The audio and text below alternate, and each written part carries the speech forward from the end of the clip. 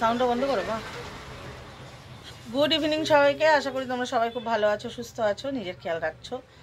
আর আমি আজকে চলে এসেছি আবার 3টে টপিক নিয়ে। প্রথম টপিকটা হচ্ছে আমাদের দিয়েছিল আমাদের নতুন বন্ধু সৌমিতা, গানে গানে সৌমিতা দিয়েছিল। সেটা হচ্ছে মানুষের মুখই যদি মনের আয়না হতো, তাহলে মানুষের মুখ দেখেই বোঝা যেত কে কেমন, কিন্তু বাস্তবে তা হয় না কেন। এটা সত্যি কথা। মানুষের কিন্তু মুখ দেখে বোঝা যায় না যে মুখ আর হচ্ছে ইসে মন কিন্তু এক নয়, ঠিক আছে। মুখোশ, আমরা একটা সবাই না একটা মুখোশ নিয়েই চলি। আমরা যতই বলি যে না আমি যা তাই, কিন্তু না, আমাদের একটা মুখোশ কিন্তু থাকেই, ঠিক আছে। সেটা বাস্তবে তা হয় না কেন, সেটা কি বলবো, ওটা বলা ডিফিকাল্ট। কারণ মানে মানুষ দেখবে, আমি একটা সাধারণ উদাহরণ দিয়ে বলছি। ধরো আমরা নর্মালি যেভাবে কথা বলি, কোনো জায়গায় গেলে কিন্তু আমাদের সেটা কিন্তু চেঞ্জ হয়। আমরা নর্মালি যেভাবে কথা বলি সেভাবে কিন্তু কোনো ডাক্তারখানায় গেলে বা কোনো মানে হাই লেভেলের মানুষের সাথে কিন্তু যেভাবে আমরা একটা রিক্সা চালক ভাইয়ের সাথে কথা বলি, সেইভাবে কিন্তু আমরা একটা ইসের সাথে কথা বলি না। আমাদেরগুলো মুড, যার স্ট্যাটাস অনুযায়ী কিন্তু আমাদের মুড চেঞ্জ হয়। তো সেই রকমই আমরা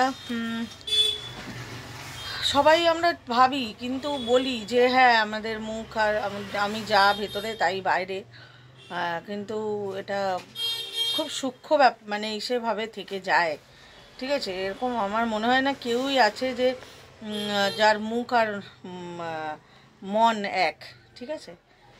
হয়তো শুনতে খারাপ লাগবে ব্যাপারটা, কিন্তু এটা কিন্তু তা নয়।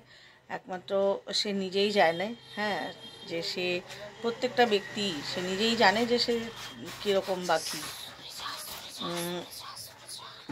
কেউ ওপর থেকে মুখ দেখে কেউ কাউকে মানে বলা ডিফিকাল্ট, ঠিক আছে। যে সেদিনই কোথাও একটা পড়ছিলাম, একটা ফেসবুকে একটা একটা ছিল পোস্ট, একটা ছেলে একটা বাচ্চাকে নিয়ে একটা লোক বলছে, ট্রেনে উঠেছে, কাঁধে শুয়ে রয়েছে বাচ্চাটা, বলছে নার্ভের অসুখ, তাই জন্য শুয়ে রয়েছে বাচ্চাটা,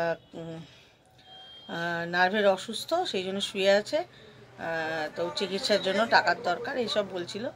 তারপরে পরে যখন উনি বলেছে ঠিক আছে আপনার একজন লোক একজন যাত্রী, সে ট্রেনের মধ্যে যাত্রী একটা মহিলাই, সে বলেছে ঠিক আছে আপনার যদি এতই দরকার, তো এখন তো সোশ্যাল মিডিয়ায় ছাড়লে অনেক মানুষের হেল্প পায়, তো আপনার বাচ্চাটার আপনার ছবি তুলে পাঠাই, ফেসবুকে ছাড়ি, তাহলে আপনার ডোনেশন দরকার আসতে পারে। তখন লোকটা কিছুতেই আর ছবি তুলতে দেয়নি।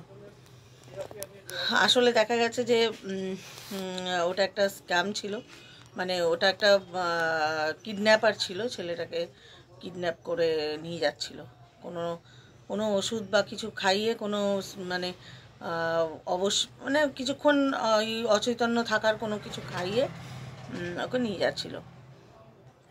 তো একটা আম মানুষ দেখলে তো সব যারা ক্রাইম করে তাদের দেখলে কি কেউ বলবে যে ক্রিমিনাল? কিন্তু ওই মুখোশ আর মন কিন্তু মানুষের আলাদা। মানুষের মনের ভিতরে কি চলছে এটা বাস্তবে হয় না কেন, হয় না তা না, হয় একমাত্র যারা সেই পর্যায়ে পৌঁছাতে পেরেছে, যারা আধ্যাত্মিকতার সাথে যুক্ত আছে, যারা বুঝেছে যে মন আর মুখ এক করলে আমাদের আখেরে আমাদের কিন্তু নিজেদেরই ভেতরের শান্তি। ওটা বাইরের মানুষ খারাপ ভালো ভাবুক কি ভালো ভাবুক সেটা নয়, আমাদের আত্মিক শান্তি যেটা, সেটা কিন্তু মন আর মুখ এক হলেই আত্মিক শান্তি। আর তো সৌমিতা জানি না আমাদের ভিডিও নিশ্চয়ই ও দেখেছে, তো সেই জন্যই টপিক দিচ্ছে। সৌমিতাকে আমার তরফ থেকে অনেক অনেক ভালোবাসা। আর সৌমিতাকে বলবো যে দিদি নিশ্চয়ই বলেছে, দিদিটা ভালো করে শুনে নিও। তাতে তোমার কাজে লাগবে। এটা কি মজা? আর কালকে যেটা টপিক দিয়েছিল কবিতা, মেয়েবেলার আর ছেলেবেলার বড়দিন। মিঠুর বলতো ছোটবেলায় কি কিরকম কেটেছে বড়দিন? মনে নেই আমাদের আমাদের ছোটবেলা। হ্যাঁ, তো ওইভাবেই কেটেছে আমাদের ছোটবেলা। সত্যি বলতে এই বড়দিন এগুলো এত স্পেশাল এখন যেরকম সেরকম ছিল না। ওই সান্তা ক্লজ মোজা ঝুলানো, এই ঝুলানো, ওইগুলো কিছুই ছিল না আমাদের বড় ছোটবেলায়।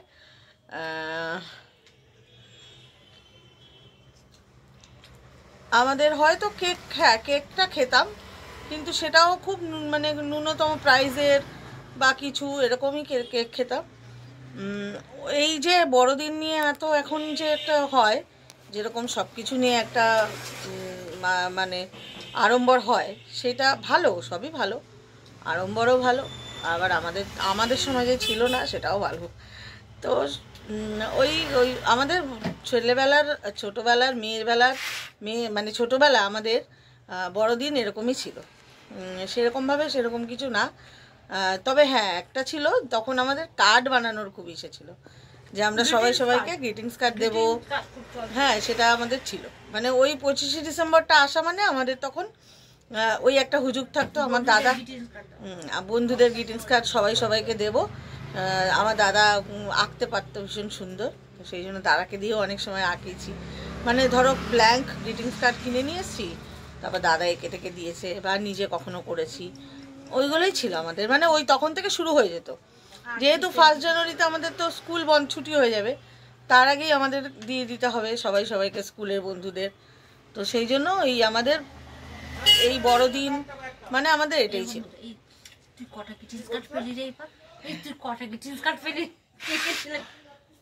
হ্যাঁ, আমাদের এরকম ছিল, কে কটা গ্রিটিংস কার্ড, কে কটা পেয়েছে, হ্যাঁ, কে কটা দিয়েছে, বা কে কত সুন্দর করেছে, এগুলোই ছিল।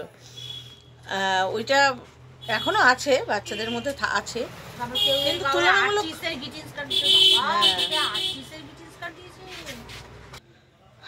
তো কেউ যদি ভালো আর্টিস্টের কার্ড দিত, সেটা আরও মানে বেশি খুশির এরকম ছিল।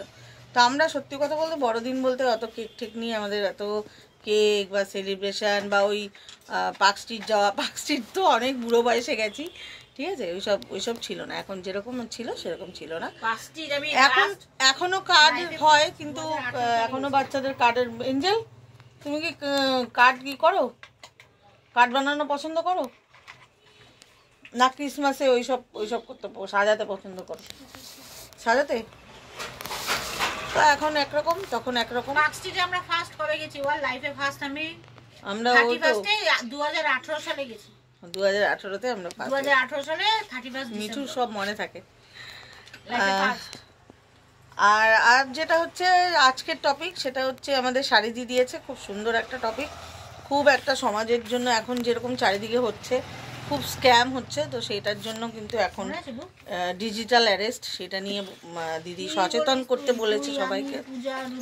এই চুপ, সচেতন করতে বলেছে। সত্যি এটা আমাদের যত সচেতন মানুষকে করা যাবে বা মানুষ সচেতন হবে, তত মানুষ বিপদের থেকে বাঁচবে।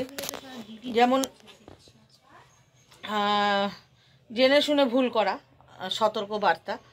তো দিদি এটা দিয়েছে টপিক। সত্যি আমরা কিন্তু জানি সবই, যে পাসওয়ার্ড কাউকে শেয়ার করব না বা কিছু, কিন্তু কোনো সময় এগুলো কিন্তু হয়ে যাচ্ছে, তবুও তা সত্ত্বেও হচ্ছে। ধরো আমরা একটা অন্য কোনো কাজের মধ্যে ব্যস্ত আছি, এখন তো সবাই ব্যস্তই থাকে, তো কাজের মধ্যে ব্যস্ত আছি, হঠাৎ কোনো ফোন আসলো, মাথা থেকে ওটা রইলো না, হয়তো কিছু শেয়ার করে ফেললো। তো সেইটাই বলতে চেয়েছে দিদি, যে একটু মাথায় রেখে এগুলো যাতে না হয় সেটা। তবে আমি এখানে আরেকটা কথাও বলবো, আসলে আমাদের কজের যে আমরা তো গুড কজ তো মানুষ মানে এতটাও প্রাধান্য দিই না, কিন্তু তোমার ঝুলিতে যদি গুড কজ থাকে, আমি এটা মনে করি পার্সোনালি, সেই জন্যই আমি বলছি, যদি তোমার কাছে গুড কজ থাকে না, তাহলে তুমি দেখবে অনেক বড় বড় বিপদ থেকে তুমি বাঁচতে পারো।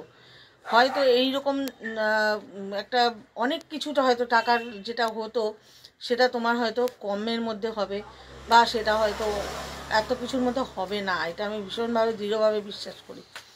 ঠিক আছে, তো এসব সতর্ক, অবশ্যই সতর্ক মানুষকে থাকতে হবে। হ্যাঁ, তো ভগবান তো আর বলেনি যে তুমি বোকা হও, বোকা হলে চলবে না। অবশ্যই কোনো সময় কোনো আননোন নাম্বার থেকে, আর আমি সত্যি কথা বলতে আমি আননোন নাম্বার, এখন তো মোবাইলে দেখায় যে তোমার স্প্যাম ফোন আসছে, কল আসছে, সেগুলো ট্রু কলার থাকলেই দেখায়। তো ট্রু কলার বলে যে অ্যাপটা আছে, ওটা সবাই ফোনে ডাউনলোড করে নেবে, তাহলে তোমাকে ওটা দেখাবে, লাল কলটা আসবে না, সেটা লাল একটা কল আসবে, তো সেক্ষেত্রে ধরবে না। আমি যেরকম করি আমি ধরি না, যেই যত যাই স্ক্যাম ইসে কল যদি এরকম আসে তো উপরে দেখায়, আর সেখানে সেটা আমি ধরিই না। ঠিক আছে, ধরলেই তো নাম্বার দেবো বা কিছু। তো সতর্ক, অবশ্যই সতর্ক হতে হবে। এছাড়াও অনেক রকম পদ্ধতি আছে, সেটা করতে হবে। আর সবথেকে বড় কথা, গুড কজ থাকলে অবশ্যই তুমি এইসব নানান রকম বিপদ, নানান রকম দুর্ঘটনা থেকে তুমি অনেক কমের মধ্যে বেরিয়ে যেতে পারে তোমার সাথে, যদি তুমি যদি সেই গুড কজের মধ্যে থাকো, অবশ্যই এটা হতে পারে। তো সবাই গুড কজ করো, আর সচেতন থাকো।